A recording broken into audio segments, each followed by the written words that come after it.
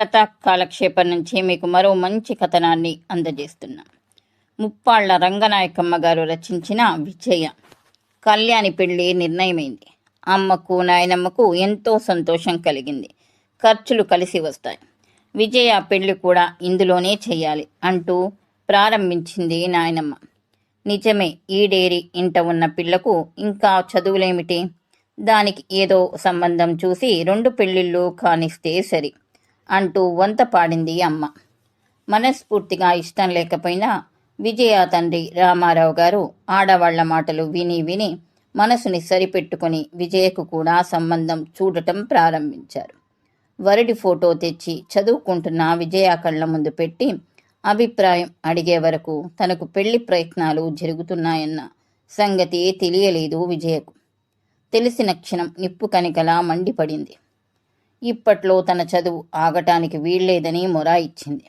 నాకిప్పుడు పెళ్ళి గిళ్ళి ఏం అక్కర్లేదు, చదువుకుంటాను అని ఖచ్చితంగా చెప్పేసింది. తన విషయంలో తనకి ఇష్టం లేని పనులు జరగడం విజయ సహించదు. తిరస్కరిస్తే జరగబోయే విషమ పరిస్థితి ఎదుర్కోవటానికి ఈషన్ మాత్రం భయపడదు. మనసు అంగీకరించని వ్యవహారాలకు ససేమీరా తల వంచదు. 15 ఏళ్ల విజయ, 5వ ఫారం చదువుతున్న విజయ ప్రతి విషయం స్వయంగా ఆలోచించగలదు. సమంజసమైన నిర్ణయాలు తీసుకోగలదు.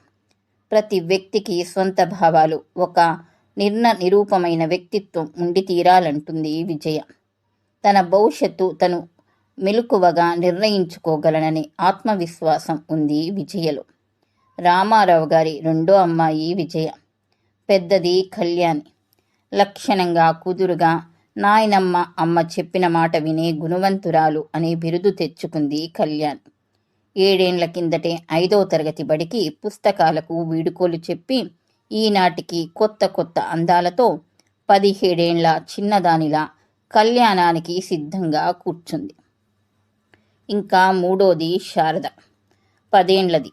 అమ్మ దగ్గర అల్లరి చేస్తూ, నాన్న దగ్గర గారాం పోతూ, నాయనమ్మ దగ్గర మారాం చేస్తూ, విజయక్కయ్య దగ్గర భయపడుతూ, పెద్దక్కయ్యతో కబుర్లు చెబుతూ, అన్నయ్యతో బజారుకెడుతూ, అన్నిటి మధ్య మొక్కుబడిగా 4వ తరగతి పావనం చేస్తుంది.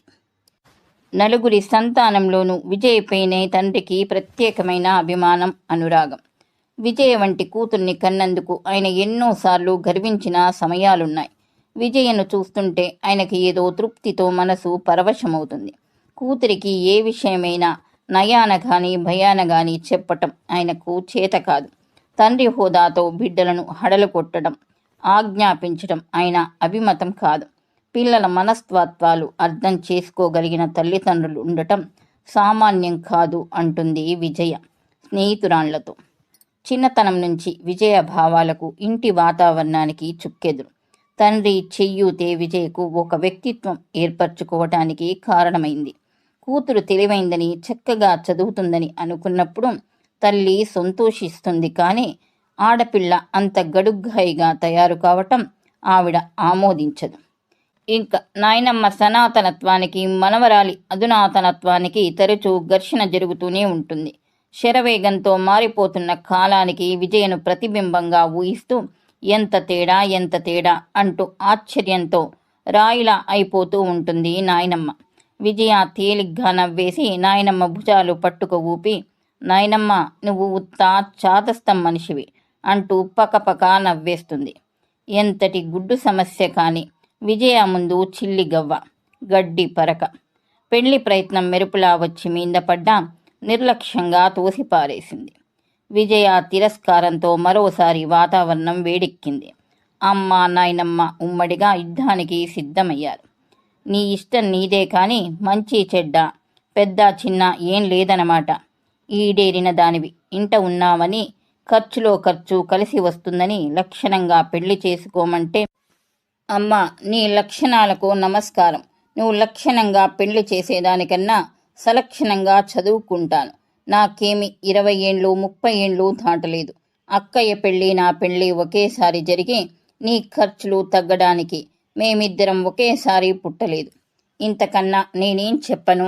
నాకు ఎంతో చదువుకోవాలని, ఏదో కావాలని ఉంది. నా కోరిక నీతో కాకపోతే ఎవరితో చెప్పుకోను? నా చదువు మాన్పించి ఏదో చేస్తానంటావు. నీ మనసెలా ఒప్పిందమ్మా? పోని అలాగే చదువుకో. పెళ్లి చేసుకుని చదువుకుంటున్న వాళ్ళు ఎంతమంది లేరు? ఈ మాత్రానికే పెళ్లి వద్దనటం దేనికే విజ్జి? పెళ్లి చేసుకున్నాక చదువే నాయనమ్మా. ఇష్టం లేదు. అయినా నాకేమంత వయసు మించిపోయిందని మీ పట్టుదల? 15 ఏండ్లకు పెళ్ళి, 16 ఏండ్లకు తల్లినా? నాకేం నచ్చలేదు నాయనమ్మా. ఇదేం విడ్డూరమే? 15 ఏండ్లంటే ఇంకా చిన్నతనమా? నా పెళ్ళి 9వ ఏట జరిగింది. అప్పుడు మీ తాతకు 25 నిండాయట. ఈడు జోడు సరిపోయిందని నలుగురు ఎంతో ముచ్చటపడ్డారు. నాయనమ్మ కించింతూ సిగ్గుపడుతుంటే విజయ సగంలో అడ్డు తగిలి, నాకు తెలియక అడుగుతాను, మీ ఇద్దరికి ఈడు జోడు సరిపోతే పైవాళ్లకెందుకు ముచ్చట? అంది చెంపకు చెయ్యి చేర్చుకుంటూ. ముచ్చట కాదటే, చూడలక్షణంగా ఏది జరిగినా ముచ్చటే. నువ్వు చిన్నతనము అంటూ గొడవ చేస్తుంటేనూ చెప్పుకొస్తున్నా. ఆ పెళ్ళయిందా? 12వ ఏట కాబోలు మీ నాన్న కడుపులో పడ్డాడు. అవునవును, నువ్వెళ్ళి ఆస్పత్రిలో పడ్డావు. సమయానికి వైద్య సౌకర్యం లేకపోతే 12 ఏండ్ల పసితల్లి బిడ్డ హరోంహర. ఎందుకు నాయనమ్మా తాతల నాటి చాదస్తాలు చెప్తావు? నీకు నాకు 2 తరాల అంతరం ఉంది తెలుసా? నీ పెళ్ళి 9వ ఏట జరిగితే నా పెళ్ళి 19వ ఏట జరగాలి, అంతే. విజయ లేచి వెళ్ళిపోయింది.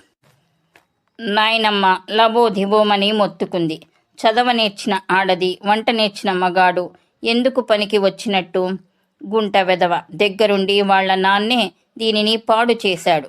కొమ్ములిచ్చాడు, పొడవటానికి సిద్ధంగా ఉంది. ఎన్ని చెప్తుంది? దీని చదువు మండ. ఏం ఉద్యోగం వెలగబడుతుంది? దీనికి గుణం గుట్టు ఎలా వస్తాయి? అంటూ లక్ష తిట్టిపోసింది. కానీ ఏమీ లక్ష్య పెట్టకుండా విజయ బాత్రూంలోకెళ్ళి నీళ్లు తోడుకోసాగింది. నాయనమ్మ గబగబా దొడ్లోకెళ్ళి, నీ ఆగడం మీ నాన్నకు చెప్పమంటావటే అంటూ అరిచింది కోపం కొద్దీ. అక్కర్లేదు, నేనే చెప్తాను అనేసి ధబాలున బాత్రూం తలుపు వేసుకుంది విజయ. నాయనమ్మ హతాశురాలై వెనక్కు తగ్గింది. విజయ నెగ్గింది. కూతురు ఉద్దేశం తెలుసుకున్న రామారావు గారు వెంటనే తన ఉద్దేశం మార్చుకున్నారు. మాట మాత్రం కూడా కూతుర్ని మందలించలేదు. విజయ పెళ్లి రద్దయిపోయింది. కళ్యాణి పెళ్లి లక్షణంగా జరిగిపోయింది. పెళ్లి సందడిలో కొత్త అల్లుడి సంతోషంతో అంతా విజయ మీద కోపం మరిచిపోయారు. పరిస్థితి చల్లబడిపోయింది. విజయ శారదను మొదటి ఫారంలో చేర్చింది. ఆఖరి సంవత్సరం అంతా భవిష్యత్తు మీద ఏవో కోరికలతో, ఎన్నో ఆశలతో శ్రద్ధగా చదివింది విజయ. లాంఛనంగా తను పాస్ అయ్యాననే రుజువు కోసం పరీక్షా ఫలితాలు చూసుకోవాల్సిందే. కానీ అంతకుముందే తను మంచి మార్కులతో పాస్ అవుతానని విజయకు బాగా తెలుసు. పరీక్షా ఫలితాలు తెలిసిన రోజు ఇంటి నిండా సంతోషం ఆవరించుకుంది. నాయనమ్మ కూడా విజయ్ని తెగ మెచ్చుకుంది. అమ్మ గర్వపడింది. అన్నయ్య ఏదో బహుమతి ఇచ్చాడు. అన్నిటికీ విజయ చిరునవ్వుతో సమాధానాలు చెప్పింది. విజయ మనసు ఎన్నో ఊహలతో నిండిపోయింది. ఇంకా తనేం చెయ్యాలి? ఇప్పటికీ ఓ ఘట్టం గడిచింది. స్కూల్ చదువు ముగిసింది. కాలేజీలో చేరటమా? నాన్నగారు ఏమంటారు? తనకు చదువు చెప్పిస్తే వృధా ఎప్పుడూ కాదు. ఎంత కష్టమైన చదువు అయినా తను చదవలేదనే జంకు లేదు. తను చదవాలి, ఎంతో చదవాలి, అంతు లేకుండా చదవాలి. చదివి చదివి చదువు అంటే విజయ అన్నట్టు కావాలి. కాలేజీలో చేరాలి, డాక్టర్ కావాలి. ఏం కాలేదా? ఈ డాక్టర్లంతా ఒకప్పుడు తనలా స్కూల్ ఫైనల్ వాళ్ళు కారా? విజయ ఎన్నో ఆలోచనలు చేసింది. ఆ పగలంతా చాలా ముభావంగా తిరిగింది. రాత్రి నాన్నగారు భోజనం చేసి వెళ్ళి వీధి గదిలో చదువుకుంటూ కూర్చుంటే విజయ కొంతసేపు తటపటాయించి వెళ్ళి తండ్రి దగ్గర కూర్చుంది. అన్నం తిన్నావా అమ్మా? తిన్నాను నాన్న. నీ స్నేహితురాళ్ళు అంతా పాస్ అయ్యారా? పాపం సుశీల ఫెయిల్ అయింది. నాన్న, విమల కాలేజీలో చేరుతుందంట. విజయ తండ్రి మొహంలోకి సూటిగా చూడలేకపోయింది. తలదించుకుని అంది. కానీ ఆ తండ్రి మొహం ఎంత చిన్నబోయిందో కూతురు చూసి ఉంటే ఆ పైన సంభాషణ పెంచగలిగేది కాదేమో. నాన్నగారి మౌనం విజయాన్ని ప్రోత్సహించింది. నాన్న, కాలేజీ సీటుకు దరఖాస్తు పెట్టనా? ప్రతి మాటలోనూ ప్రతి అక్షరంలోనూ శతవిధాల తన కోరిక తెలియజేస్తూ తల ఎత్తి తండ్రి కళ్ళల్లోకి చూస్తూ మనసు బయటపెట్టింది విజయ. నాన్నగారి మొహం మరీ కాంతి విహీనమైపోయింది. విజయ హృదయం కొట్టుకులాడింది. ఆశ నిరాశల మధ్య ఊగిపోయింది. కళ్ళు ఎత్తి అలాగే చూస్తూ ఉండిపోయింది. అమ్మా విజయ, నువ్వు చిన్నదానివే గాని నన్ను క్షమించు తల్లి. నాన్న ఆశ్చర్యంతో అతి నెమ్మదిగా అంది విజయ. అవునమ్మా, నువ్వు ఇలా అడగటానికి వస్తావని నాకు తెలుసు. నువ్వు పరీక్షలు రాసింది మొదలు నేను ఆలోచించని రోజు లేదు. నీ అభివృద్ధికి, నీ మేధా సంపత్తికి మనసారా సంతోషించేవాళ్ళు ఎవరైనా ఉంటే మొదటి వ్యక్తిని నేనే. నీలో అపారమైన తెలివితేటలు ఉన్నాయి. అంతులేని శక్తి సామర్థ్యాలు ఉన్నాయి. అన్నీ నేను అర్థం చేసుకున్నానమ్మా. కానీ నాన్నగారు క్షణకాలం ఆగారు. విజయ జరగబోయేదంతా సున్నితంగా అర్థం చేసుకుంది. గుండెలు బద్దలైపోకుండా పట్టుకుంది. చూడమ్మా విజయ, మన ఆర్థిక స్థితి నీకు తెలియదా? అన్నయ్యకు కాలేజీ చదువులు చదివించలేక కదా కోర్సుకు పంపాం. ఇంతకన్నా నీకు నేను ఏమీ చెప్పలేను. నువ్వు ఆలోచించి చూడు విజయ. ఎంత మాత్రం అవకాశం ఉన్నా నీ అభివృద్ధిని ఆటంకపరుస్తాననుకుంటున్నావా తల్లి? నీ వంటి కూతుర్ని పొంది కూడా సలక్షణంగా పెంచుకోలేని దౌర్భాగ్యుణ్ణి విజయ. నాన్నగారు అరచేతిలో నుదురు పట్టుకొని బాధగా రాసుకుంటూ మరి మాట్లాడలేనట్లు మౌనం వహించారు. నాన్న అన్న ప్రతి మాటను శ్రద్ధగా గంభీరంగా వింది విజయ. అర్థం చేసుకోవటానికి ప్రయత్నించసాగింది. పేక ముక్కల మేడ చెదిరిపోతుంటే చూడగలిగింది. నాన్నగారు విజయ తల నిమురుతూ, విజయ, నీకు బాధగా ఉంది కదూ, నన్ను ఏం చేయమంటావు తల్లి అంటుంటే విజయ సహించలేకపోయింది. నాన్న, అంతా నీ ఇష్టం నాన్న, నేను వెళ్తాను అనేసి లేచి చెరచెరా వెళ్ళిపోయింది. తండ్రి కళ్ళు మూసుకుంటే నీటి బొట్టు రాలిపడ్డాయి. విజయ ఏడ్చింది. ఊహ తెలిసాక తొలిసారిగా ఏడ్చింది. ఆశలు, ఎన్ని ఆశయాలు, ఎన్ని ఆలోచనలు, ఎంత విద్యాకాంక్ష, ఎన్ని నమ్మకాలు, అన్నీ ఏం కావాలి, ఎలా తీరాలి? భగవాన్, ఏమిటి దౌర్భాగ్యం? ఏది కావాలని దేవరిస్తే అదే కరువు చేస్తాం. అక్కర్లేదని వద్దంటే అంట కడతాం. ఇది న్యాయమా? ఈ కాంక్ష ఎలా తీరాలి? ఈ బాధ ఎలా పోవాలి? విజయ ఎంతోసేపు ఏడ్చింది. ఏడ్చానని, ఏడుస్తున్నానని అర్థమైనప్పుడు అదిరిపడింది. పిరికిగా ఏడవటం అనేది విజయ దృష్టిలో హీనం. మనిషికి కన్నీళ్లు రానివ్వని మనోధైర్యం కావాలి. మనిషికి కన్నీళ్లను ఆపుకోగలిగే అంతర్శక్తి పెరగాలి. ఆ క్షణం వరకు విజయ అలానే అనుకునేది. ఏడ్చేవాళ్లను చూస్తే చిరాకు పడేది. ఈ ఆడవాళ్లు అస్తమానం ఎందుకు వేడుస్తూ ఉంటారు? ఆడవాళ్లం సుమా అని రుజువు చేసుకోవటానికా? ఏడవకుండా భరించగలిగే సామర్థ్యం లేకనా? అందుకే ఆడదంటే అందరికీ తేలిక అభిప్రాయం. ఏడవటం మహా చెడ్డగా భావించే విజయ, కన్నీళ్లను అసహించుకునే విజయ ఏడ్చింది. తనివి తీరా ఏడ్చింది. కానీ విజయ సానుభావంతో ఒక నగ్న సత్యం తెలుసుకోగలిగింది. జీవితంలో ప్రతి క్షణం సిద్ధాంతాల ప్రకారమే గడవదు. ఏ నిమిషమైనా సహజతలకు లొంగపోవాల్సి ఉంటుంది. విజయ ఆశలకు ఆటంకం కలిగింది. మనసులో రేగిన ఉధృతాన్ని కన్నీరు కొంతవరకు కడిగివేసింది.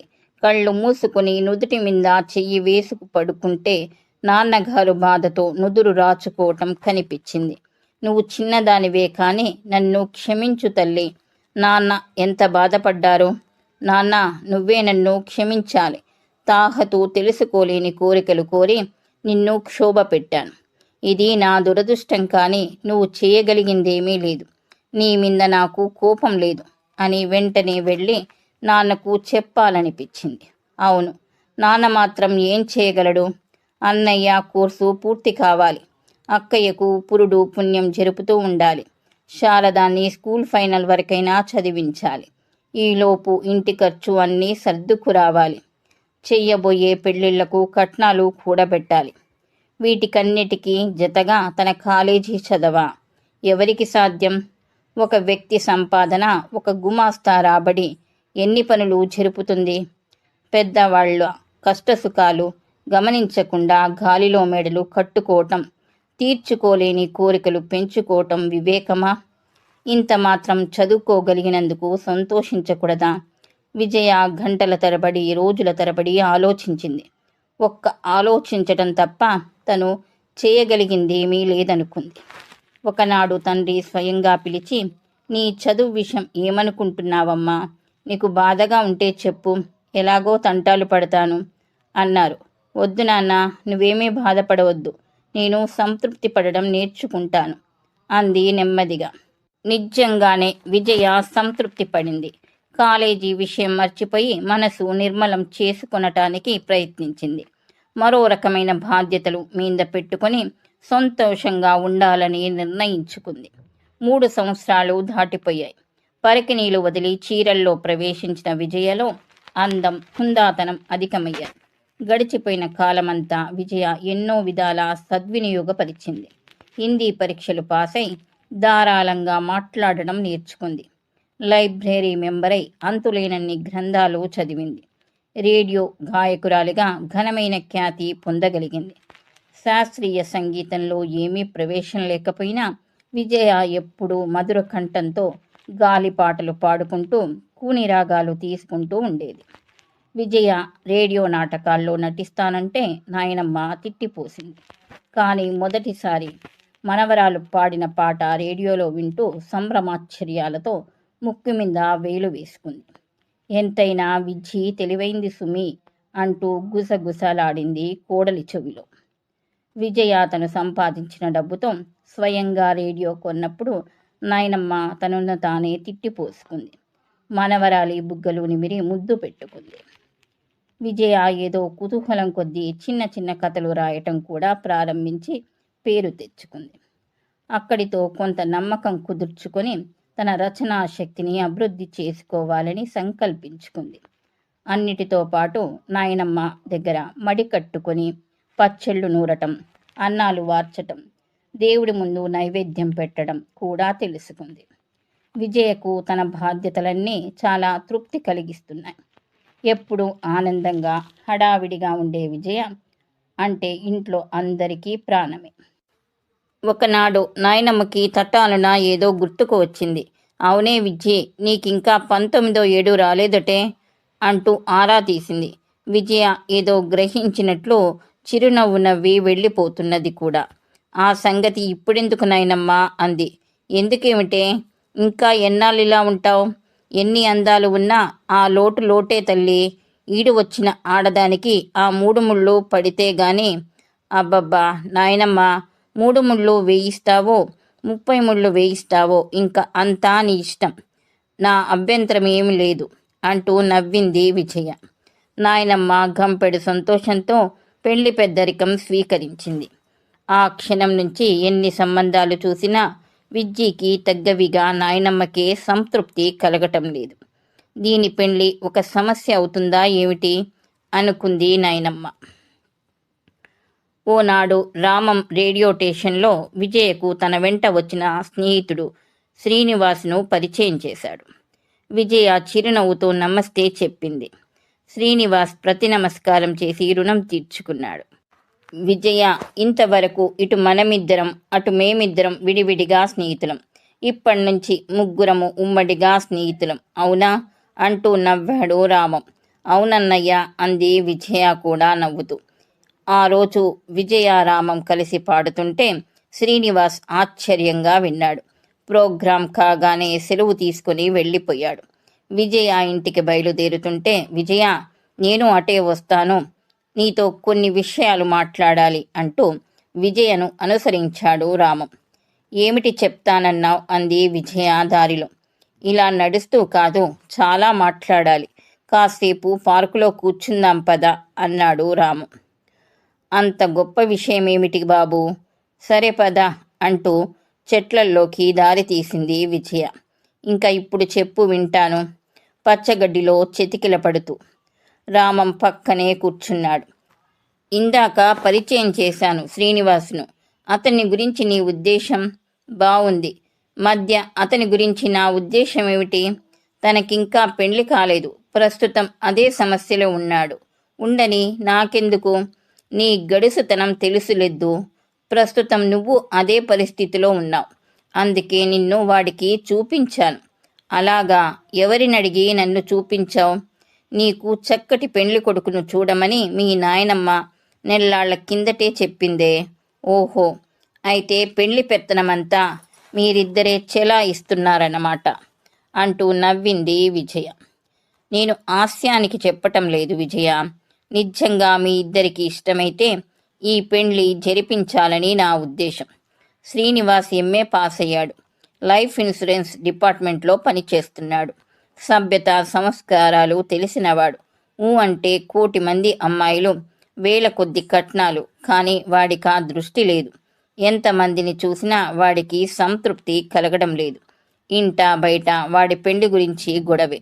వాడికి వయసు వచ్చింది కాబట్టి పెళ్లి చేసుకోవాలని, పెళ్ళాంతో హాయిగా సినిమాలు, షికార్లు, జల్సాలు జుమ్మని తిరగాలని ఉంది. కానీ అసలు పెళ్లి కూతురు దగ్గరే వచ్చి పడింది చిక్కు. తొందరపడి ఏ నిర్ణయము చేసుకోలేకపోతున్నాడు. తను పెళ్లి చేసుకుంటే అది సుఖమయం అవుతుందో కాదో అనేది వాడి భయం. రామం ఆగాడు. విజయ నవ్వింది. బావుంది. అయితే ఏం చేస్తాడట? మరి విను. అదే కదా నీకు చెప్పేది. మొన్న ఒకనాడు మీ ఇంట్లో కూర్చొని నేను, వాడు, మీ వదిన ఏవేవో కబుర్లు చెప్పుకుంటున్నాం. అందులోనే వాడి పెళ్లి ప్రసక్తి వచ్చింది. వాడు తన మనసులోని విషయం ఏదో చెప్పాడు.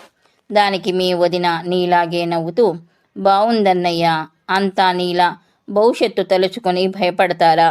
నీకంత భయమైతే పెండ్లి కూతురితో నీ మనసులో విషయాలన్నీ ముఖాముఖి మాట్లాడి నీకు నచ్చితేనే పెళ్లి చేసుకోరాదు అంది హాస్యంగా.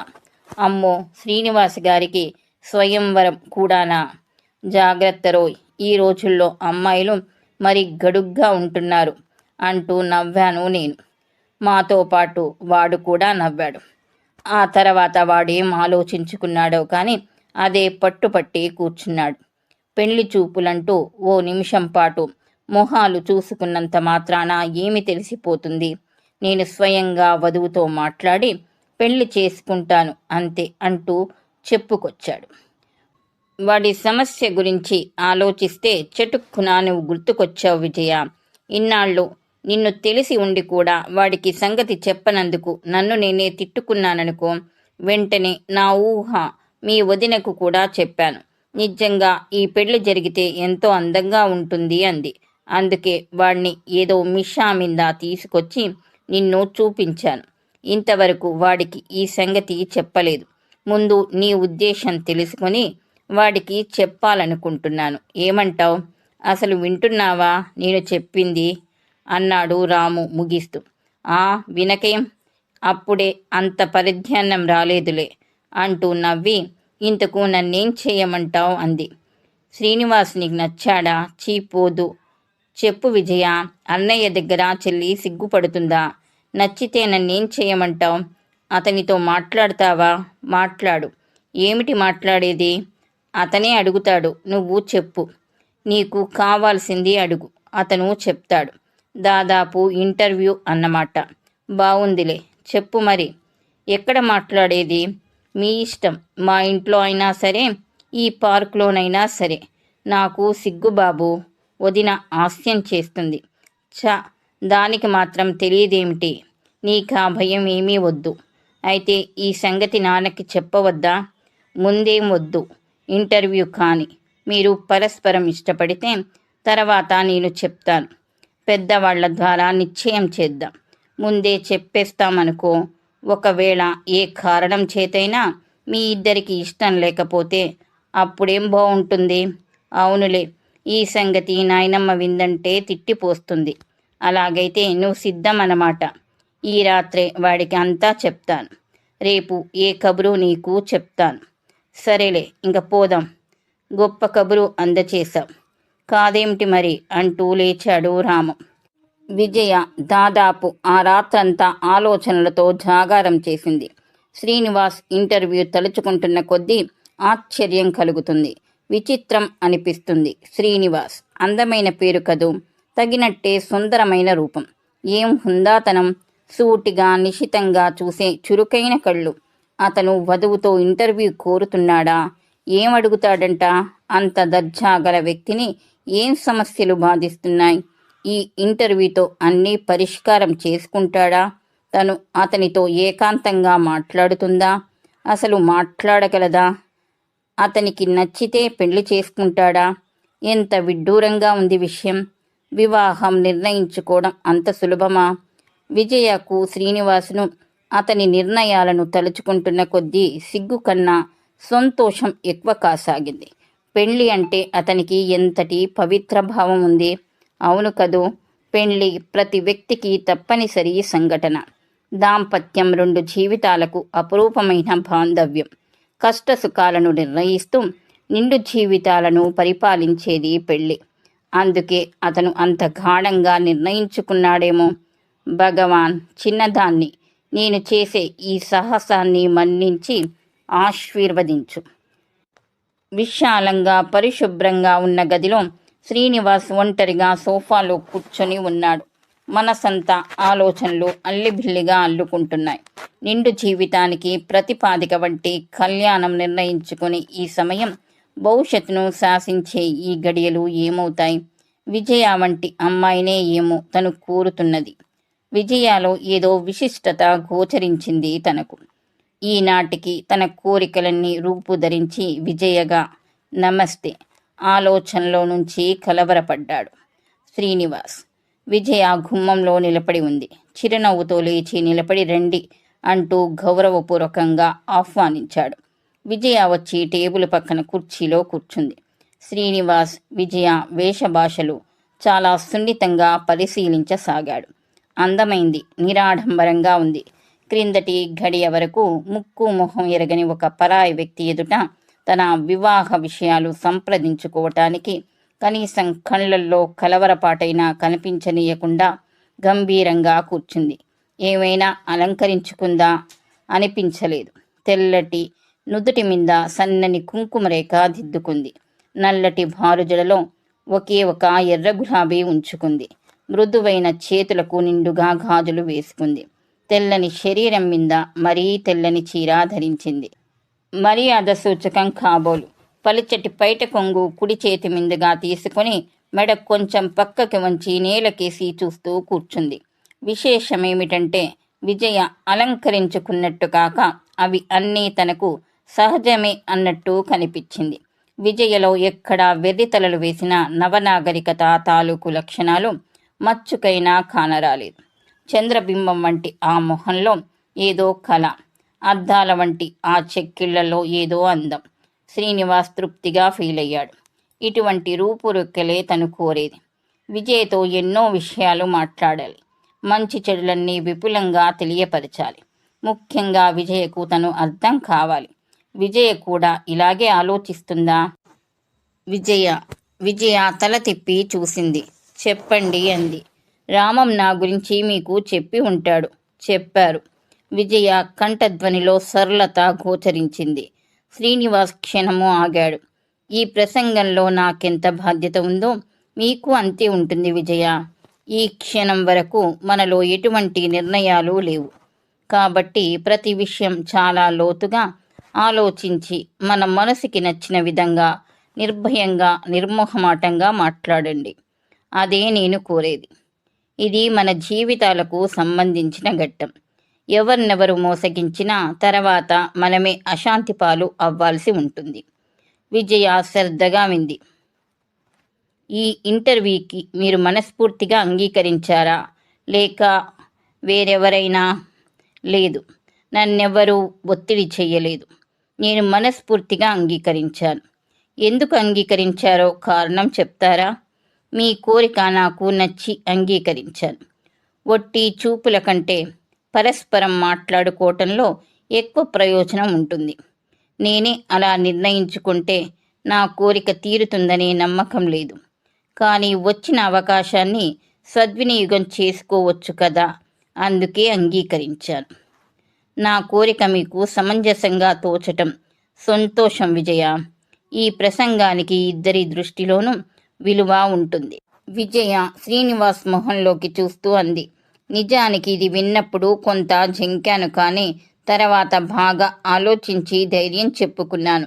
ఇందులో మీరంతా భయపడవలసిందేమీ లేదు విజయ. ఇది పరీక్షలకు హాజరవటమేమీ కాదు కదా. మన అభిప్రాయాలు ఒకరివి ఒకరం తెలుసుకుంటాం అంతే.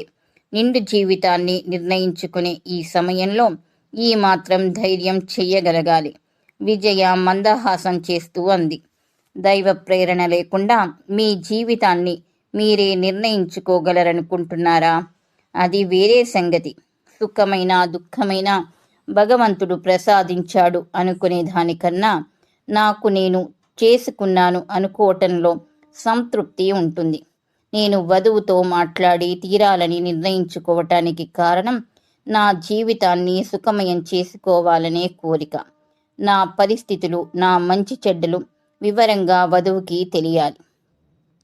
పరస్పరం ఏకీభవించాలి.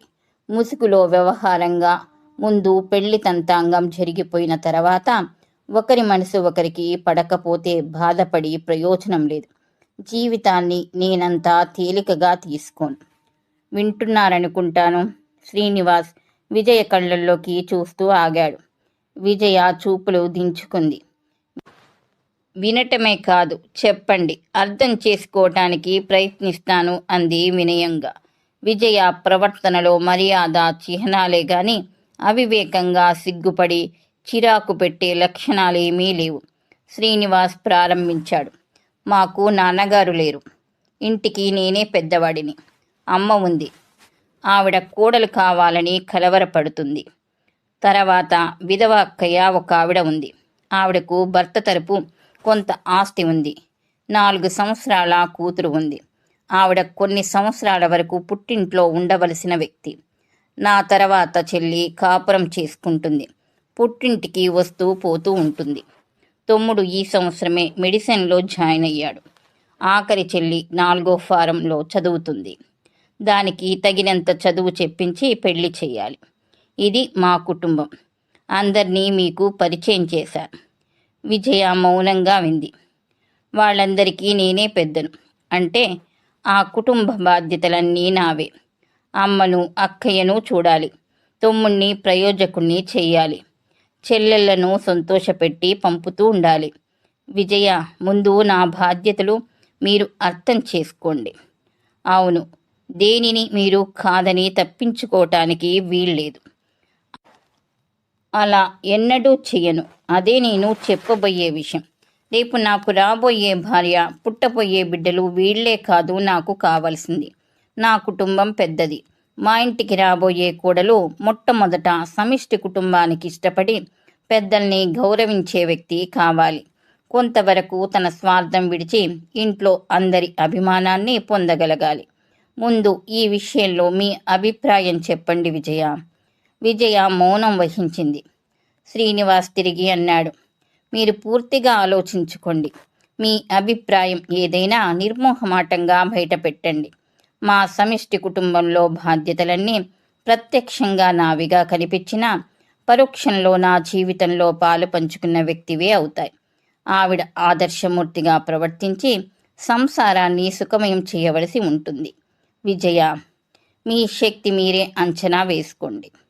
చాలామంది అమ్మాయిలు అత్త, ఆడబిడ్డలు అనే ఎటువంటి అడ్డంకులు లేని ఒంటరి కాపురాలను కోరుకుంటారు. అటువంటి వ్యక్తి ఒక ఆవిడను నేను ఎరుగుదును. ఆవిడ ఉమ్మడి కుటుంబాలలో బాధ్యతలు నిర్వహించేటంతటి శక్తిమంతురాలు కాదట. పెళ్లి జరిగాక వేరు కాపురం కావాలని బాధపడితే ఏం చేయాలి? ఒక విధంగా అది కూడా ఆవిడ నేరం కాదేమో. సమిష్టి కుటుంబాలలో కోడలికి చాలా ఓర్పు, సహనం, క్షమాగుణం, స్వార్థ త్యాగం. పెద్ద మాటలు చెప్తున్నానని అనుకోకండి. నిజానికి అటువంటి భావాలన్నీ ఆమెలో ఉండాలి. మీ శక్తి సామర్థ్యాలు. మాటలలో అడ్డు తగిలి చిన్నగా నవ్వుతూ అంది విజయ. అంతలేసి గొప్ప లక్షణాలు నాకు ఉన్నాయని నేను అనను గాని సమిష్టి కుటుంబాన్ని గురించి ఏ విధంగానూ నేను అయిష్టపడను. నాకు కొన్ని లక్షణమైన బాధ్యతలు స్వీకరించవలసిన అవసరం వస్తే మనస్ఫూర్తిగా సంతోషంతో అంగీకరిస్తాను. నేను 10 మంది గల కుటుంబంలో పుట్టి పెరుగుతున్న దాన్నండి. విజయ మాట్లాడుతున్న ప్రతి మాట 1000 చెవులతో విన్న శ్రీనివాస్ ముఖంలో సంతోషరేఖలు వెళ్ళి విరిశాయి. విజయ, మీరు జాగ్రత్తగా ఆలోచించే మాట్లాడుతున్నారా? కావాలంటే కొంత టైం తీసుకున్నా అవసరం లేదండి.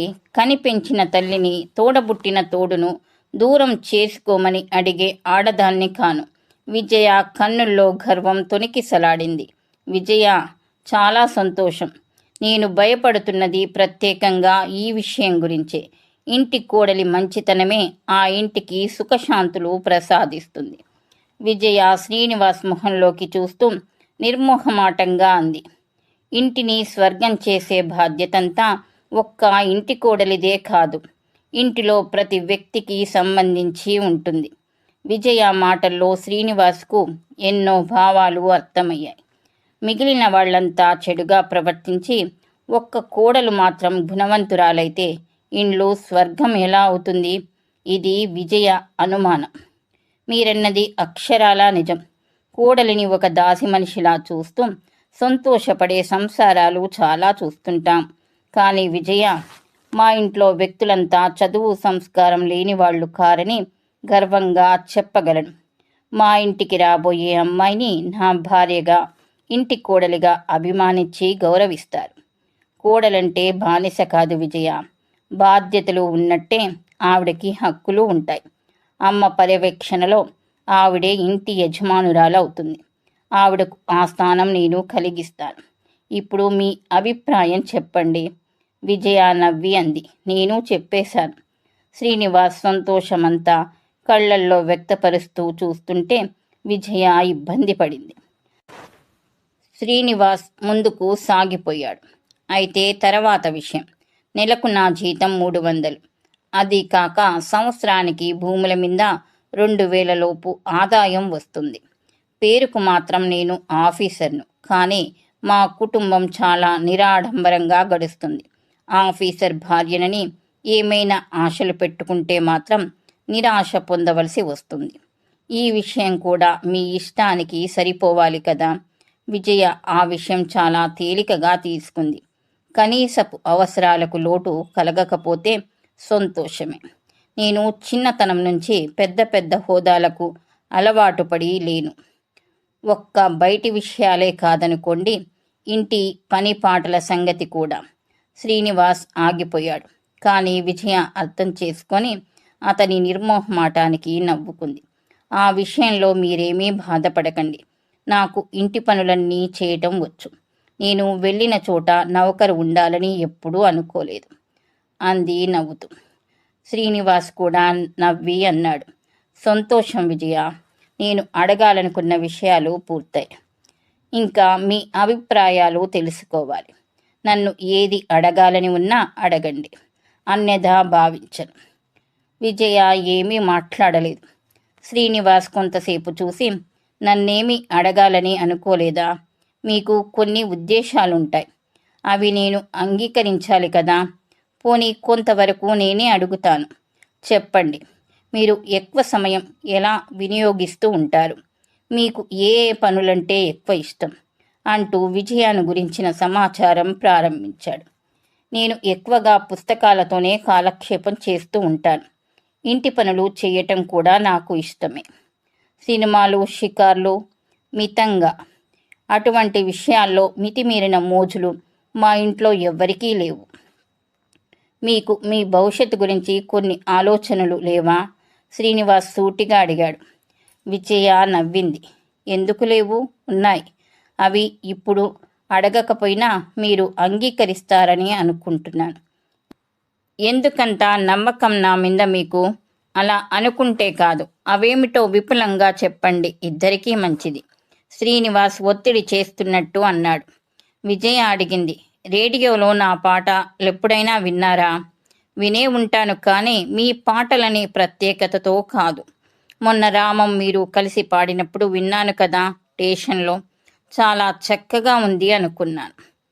నేను ఎప్పుడూ రేడియోలో పాడినా, నాటికల్లో పాల్గొన్నా మీకు అభ్యంతరం ఉంటుందా? శ్రీనివాస్ క్షణం ఆలోచిస్తున్నట్టు ఊరుకున్నాడు. నాకు వేరే అభ్యంతరమేం ఉండదు. కానీ ఈ దశలో మీకు వీలైనట్టు రేపు శ్రీమతి అయిన తర్వాత కూడా జరుగుతుందని అనుకుంటున్నారా? చాలా వరకు ఓ లక్ష్యం పెట్టుకున్న వారికి వీలుగాకపోవటం ఉండదనుకోండి. అంత తీరని నాడు నేనే సరిపెట్టుకుంటాను. మరి మీరు అభ్యంతరం పెట్టకపోయినా మీ పెద్దలు?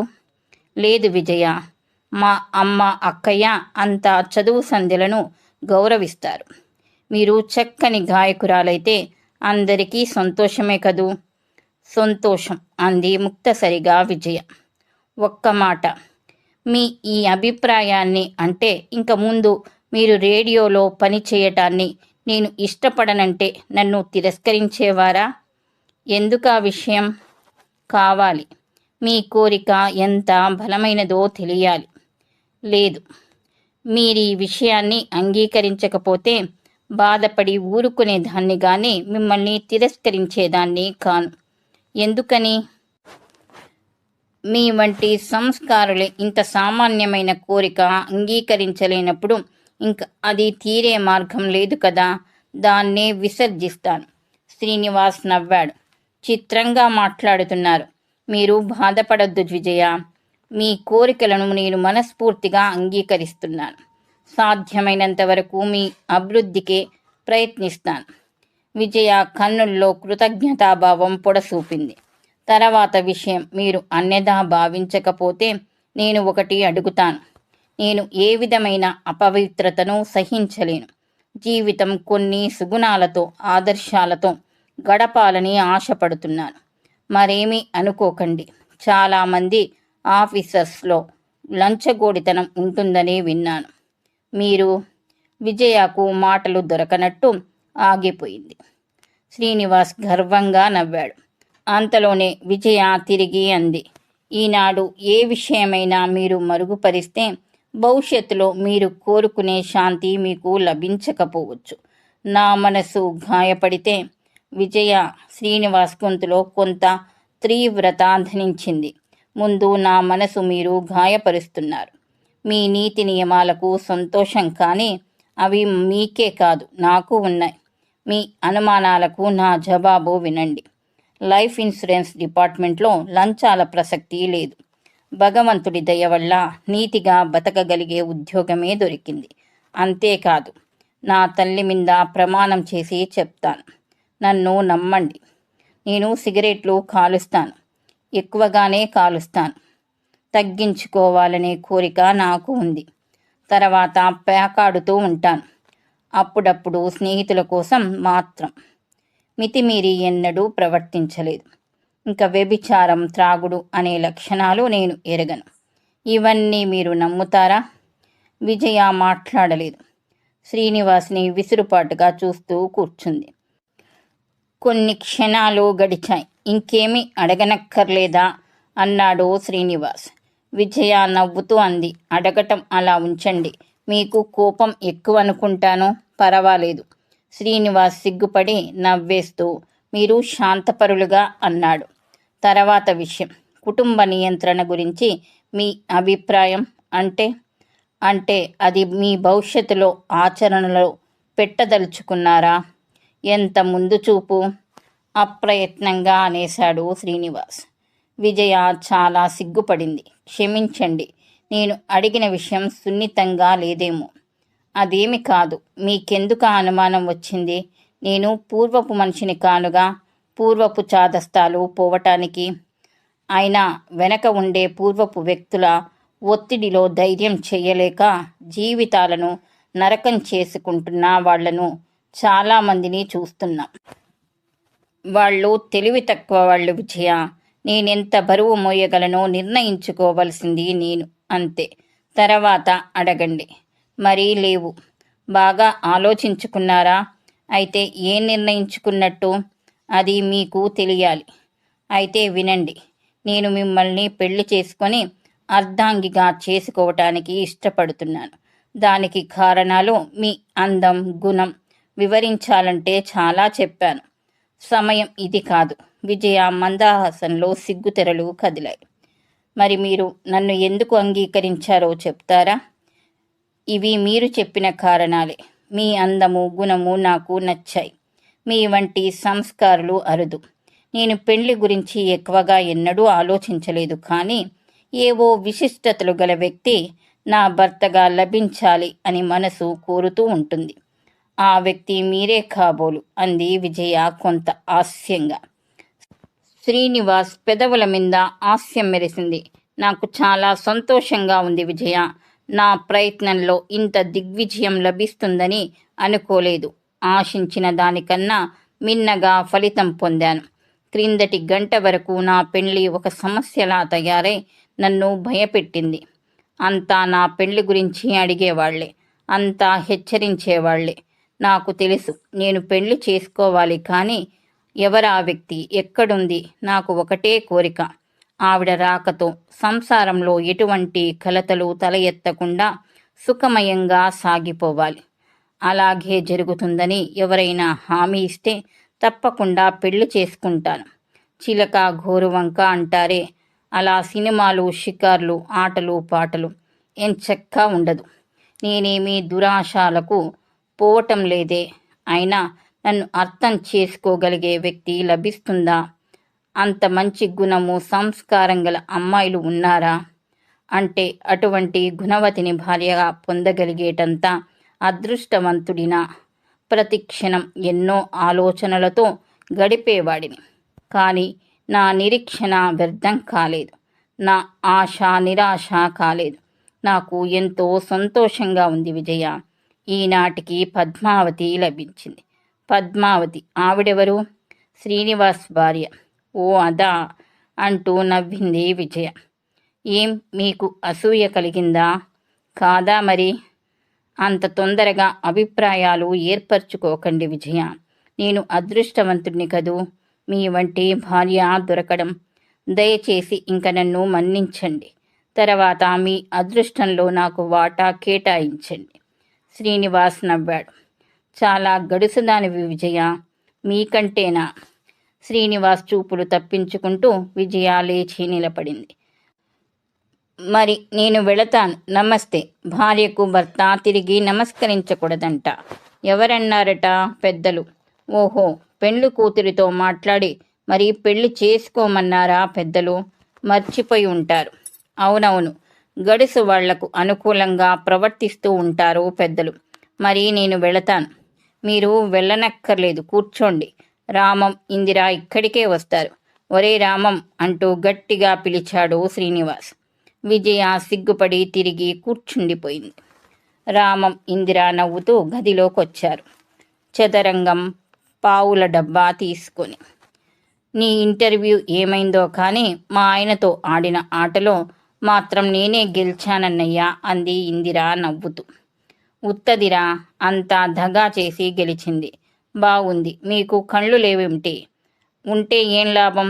ఆట మీద లేనప్పుడు బావగారేం తిప్పలు పడుతున్నారో చూడాలన్నా ధ్యాసన అయ్యే. ఇంతకు చూసావా? శ్రీనివాస్ నవ్వాడు. లేదులే అన్నయ్య, అందుకే ఈ కంగారంతా. ఇంతకు ఏమైందో చెప్పవేం? ఇంకేమైంది? అదిగో ఆవిడ మీ వదినైంది. శ్రీనివాస్ విజయకేసి చూసి నవ్వాడు.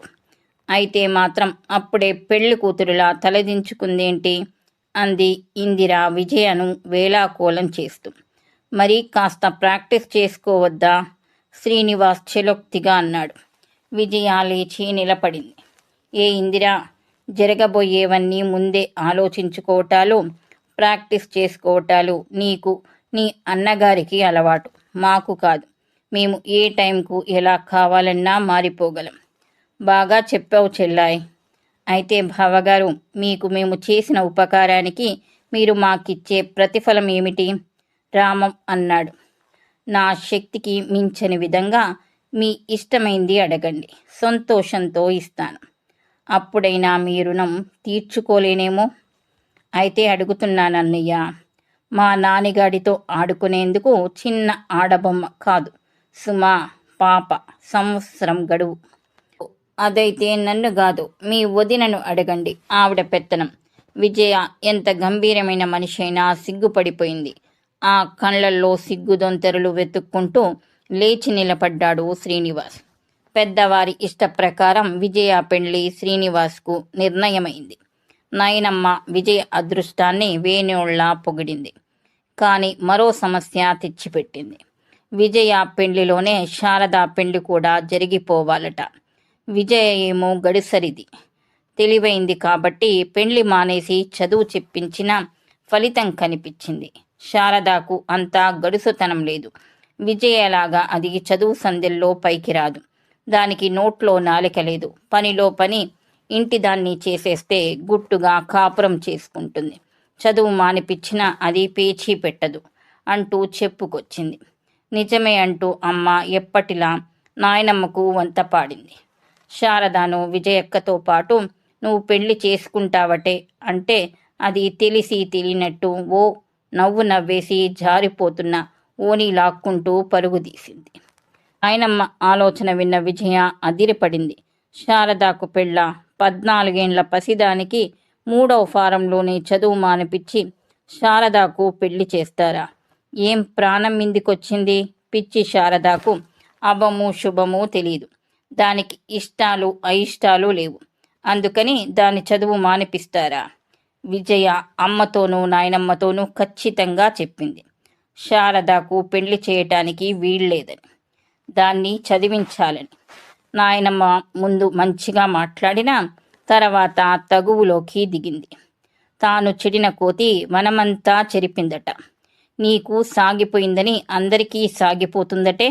ఆ వెర్రి బాగుల్దాన్ని నీలా 20 ఏండ్ల వరకు ఎదిగి కూర్చుంటే దానికి మొగుడెవడైనా వస్తాడటే. అందర్నీ నువ్వే ఉద్ధరిస్తావుటే అంటూ పురాణం తెరిచింది.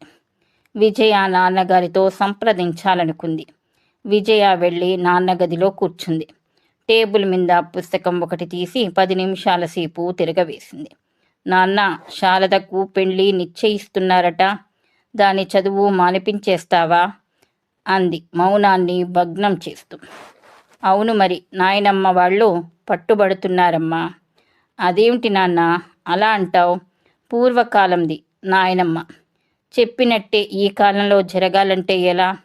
పమిట వేసుకోవటం రాని పసిదాన్ని చదువు మానిపించి పెళ్లి చేసి కాపురానికి పంపటం ఎంత అన్యాయం నాన్నా. తల్లిదండ్రుల చాటున ఆడుతూ పాడుతూ కాలం గడపాల్సిన వయసు. అప్పుడే దాని బతుకు మీద బాధ్యతలు మోపటం పోనీ నీకు సమంజసంగా ఉందా నాన్న? నాన్నగారు ఏమీ మాట్లాడలేదు చాలాసేపు. శారద ఏమీ అనటం లేదట కదమ్మా. ఇష్టపడిందంట కదూ? ఇష్టపడింది నాన్న. దానికి ఇష్టాలు అయిష్టాలు ఉన్నాయా? అసలు దానికి మంచేమిటో చెడేమిటో తెలుసా? ఒకవేళ దానికి అన్నీ తెలిసినా మీ మాట ధిక్కరించే శక్తి లేక ఒప్పుకుందేమో. ఆనాడు ఎదిరించిన నన్ను మీరేం చెయ్యలేకపోయారు. అంతే నాన్న. మనుషుల్లో మంచితనం ఎన్నడూ దక్కదు. విజయ, ఏంటమ్మా నువ్వనేది? శారద పెళ్లి జరగటానికి వీల్లేదు నాన్న. మాటి మాటికి మీరు ఖర్చులు భరించలేకపోతే దానికి సరైన ఈడు వచ్చాక ఏ రిజిస్టర్ పెన్లో చెయ్యండి చాలు. అది పెళ్లి కాదని ఎవ్వరూ అనరు. నాకు చదువుకోవాలని ఎంతో కోరిక ఉన్న పరిస్థితులు అర్థం చేసుకొని నా కోరికను చంపుకున్నాను. కానీ ఈనాడు అన్నయ్య కూడా సంపాదిస్తున్నాడు. నేను వెళ్ళిపోతే ఇంక ఇంట్లో ఉండేది శారద ఒక్కతే. దాన్ని పెద్ద చదువులు చదివించినా చదివించవచ్చును. అంత మంచి భవిష్యత్తు పాడు చేసి నాయనమ్మ మాట కోసం శారద బ్రతుకు నాశనం చేస్తావా నాన్న? నువ్వు ఇంతగా చెప్తుంటే అలాగే చేద్దాం విజయ. శారద పెళ్లి ఆపు చేసి చదివిద్దాం. అంతేనా నువ్వు కోరేది? నీకు సమంజసంగా లేదా నాన్న? నువ్వు ఏది చెప్పినా చక్కగా ఉంటుంది తల్లి. నేనే అప్పుడప్పుడు పొరపడుతూ ఉంటాను. విజయ సంతోషంగా, నువ్వు మంచివాడివి నాన్న. నేను వెళ్తాను. నేను చెప్పానని నాయనమ్మకు చెప్పకు సుమా, నన్ను తిడుతుంది అంటూ లేచి వెళ్ళిపోతుంటే తండ్రి కూతురు వైపు చూస్తూ ఉండిపోయాడు. విజయ బంగారు తల్లి. ఏది తలచినా సాధించి తీరుతుంది. విజయకు పరాజయమే లేదు. విజయ అపరాజిత.